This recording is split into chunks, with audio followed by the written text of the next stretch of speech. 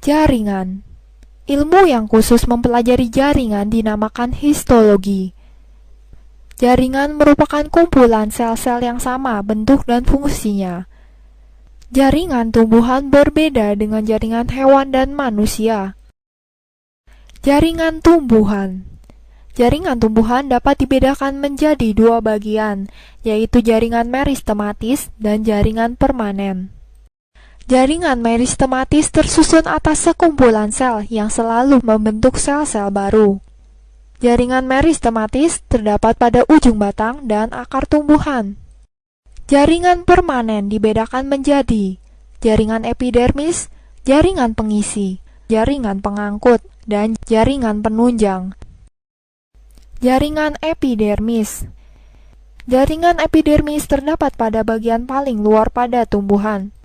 Fungsinya untuk melindungi jaringan-jaringan lain. Jaringan epidermis ini terdapat pada semua bagian luar tumbuhan, baik akar, batang, maupun daun. Jaringan pengisi. Jaringan pengisi atau parenkim terdapat pada daun, akar, dan batang.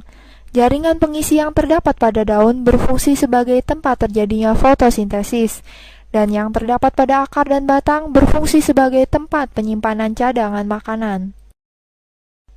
Jaringan pengangkut. Jaringan pengangkut berfungsi melakukan pengangkutan zat-zat ke seluruh tubuh tumbuhan. Jaringan pengangkut terdiri atas xilem atau pembuluh kayu dan floem atau pembuluh tapis. Xilem berfungsi mengangkut zat anorganik dari tanah untuk diolah dalam fotosintesis.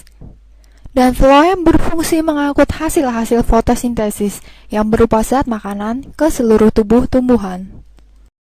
Jaringan penunjang. Jaringan penunjang berfungsi untuk mengkokohkan tumbuhan.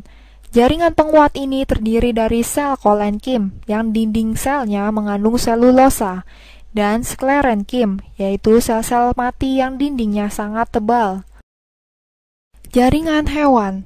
Jaringan hewan dapat dibagi menjadi 4 bagian, yaitu jaringan epitel, jaringan otot, jaringan saraf, dan jaringan penunjang. Jaringan epitel.